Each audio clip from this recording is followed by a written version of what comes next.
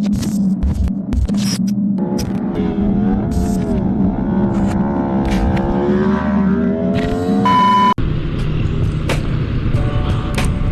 ngayong araw, pag-uusapan natin kung sulit pa ba si GoPro Hero 4 ngayong 2024.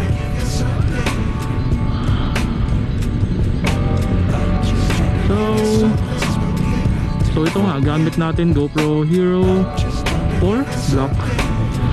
So ang GoPro Hero 4 Black is walang ano siya, wala siyang screen. Unlike kay Silver na meron siyang screen para ma-view mo yung ano, ma-view mo yung settings and yung mga footage ng iyong ano, recordings, ay mga recordings mo. So sa tingin nyo, okay pa ba or kaya pa bang sumabay ni GoPro Hero 4 sa mga latest na action cam ngayong 2024? So pag-uusapan natin sa settings naman niya. So si GoPro Hero 4 is mayroong 4K resolution na super view rin. Yun yung maganda doon, may 4K resolution siya na super view. Tapos sobrang wide talaga ng ano niya, lens niya compare sa ibang GoPro. Napaka lawak ng naka-cover ng ano niya, video. So yung settings natin ngayon is 1080p, 30 frames per second. And may field of view na wide. Tapos yung gamit nating ISO dito is 400 lang. So tinignan natin kung okay para naman hindi ganun kaliwanag yung ano niya, yung output ng video. And yung EV compensation niya is 0 lang. So napakasulit kasi nitong GoPro Hero 4 bukod sa napakamura ng accessories niya, kagaya ng mic adapter at mic, pati mga batteries niya mura lang din. So kung mag-uumpisa ka na mag-motovlog or vlogging, sulit pa rin tong GoPro Hero 4. So ang downside lang naman niya is wala siyang stabilization. Unlike ng GoPro Hero 5 pataas, si Hero 5 naman is may electronic na stabilization. So medyo ano pa rin, hindi ganun ka ano, hindi ganun ka smooth ng mga Hero 6 to end up. Grabe, baha talaga dito. It's Baytown.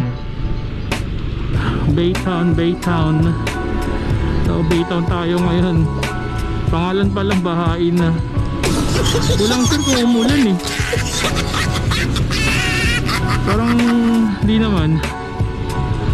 Oo, ba't baha dito ngayon? Baytown ng ano nga pala to guys. So balik tayo kay Hero 4. So sa akin kasi ano eh, sulit talaga siya, promise. Kaya di ko to mabitaw-bitawan tong Hero 4 na to kahit meron na tayong Hero 10, may Insta. Kasi yung microphone pa lang panalo na guys.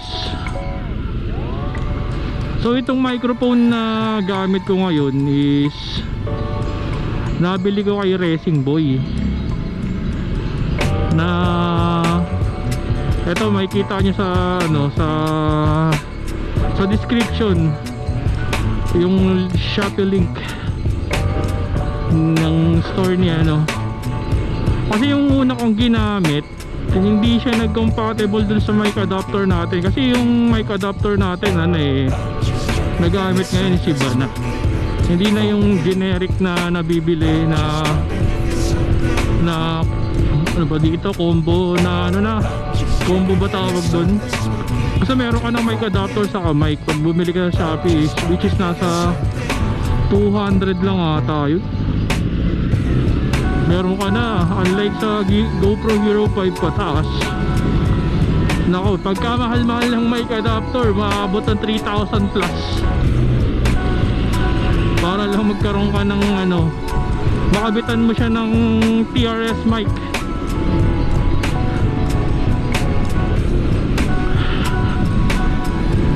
Kaya mahirap tong i-let go si GoPro Hero 4 eh.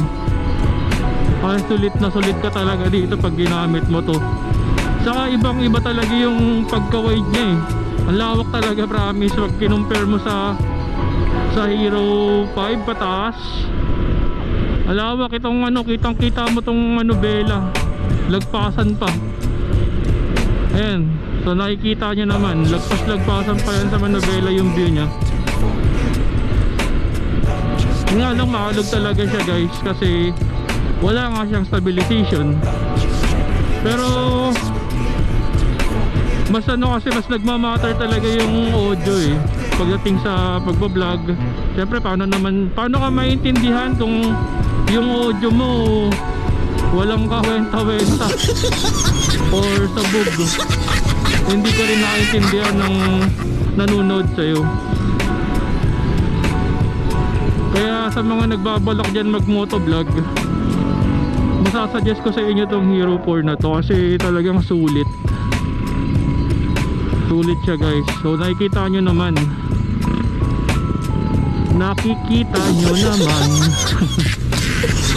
saka naririnig nyo rin yung audio niya kung gaano ka quality. Saka yung pagka-wide o paulit-ulit, yun nga, kasi yun talaga yung pinagmamalaki ko dito sa Hero 4 eh. Yung super view niya napakalawak talaga. Saka yung may 4K resolution siya na naka super view. So madami pang pagpipilian pagdating kay Hero 4 Black. Yung ano nga lang niya, wala lang siyang screen. Talagang meron lang siyang mini screen, which is ano mo yung settings, ma-adjust mo. Pero pagdating doon sa ano niya, yung mag-view mo, mapapanood mo yung video mo, connect mo na lang siya sa GoPro Quick App para makita mo yung mga kuha ng video sa GoPro mo na Hero 4. So parang pareha sila ni GoPro Mini 11 eh, na walang screen. Di ko lang sure kung meron siyang mini screen sa harap para makapag-adjust ka ng setting, pero tingin ko meron eh. Kaya yun yung similarity nilang dalawa, na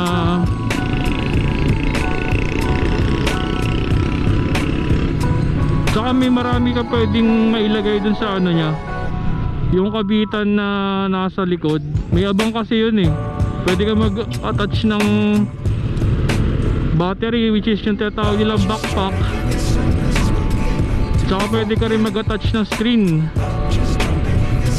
para kay GoPro, or kung gusto mo extend yung ano niya, battery life.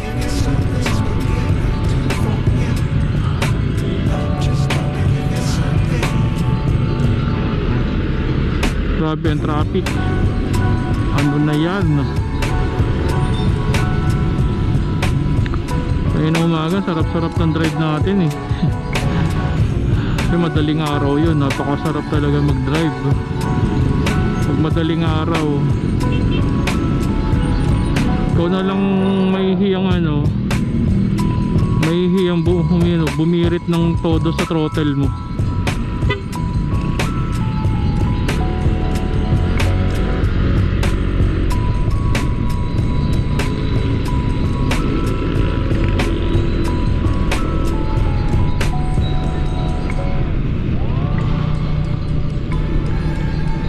Galing tayo ng Angono, tapos uwi na tayo ng Rizal. Pumila kasi ako ngayon sa PCSO eh.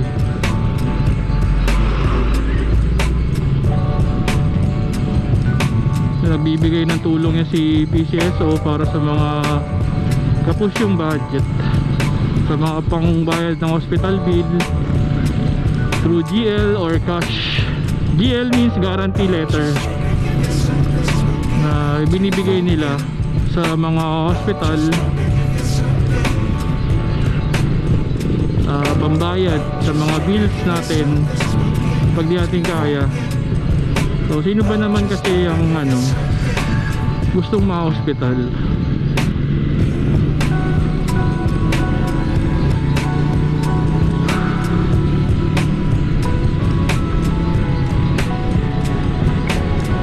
So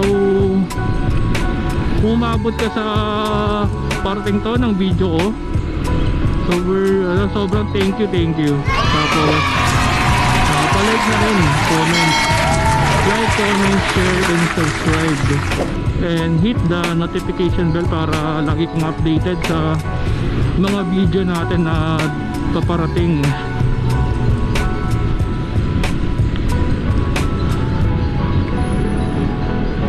So ito lang yung test natin kung sulit pa ba si GoPro ngayong 2024. So ikaw, sa tingin mo, sulit pa ba si GoPro Hero 4 ngayong 2024?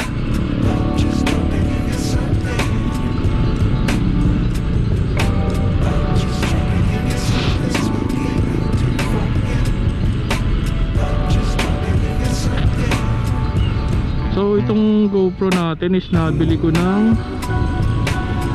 4.5 ata or 5K sa marketplace. Parang 2 years ago na. Yung iba mas mura na siyang nabebenta ngayon eh. Yung iba mahal pa rin, pero complete naman yung accessories niya.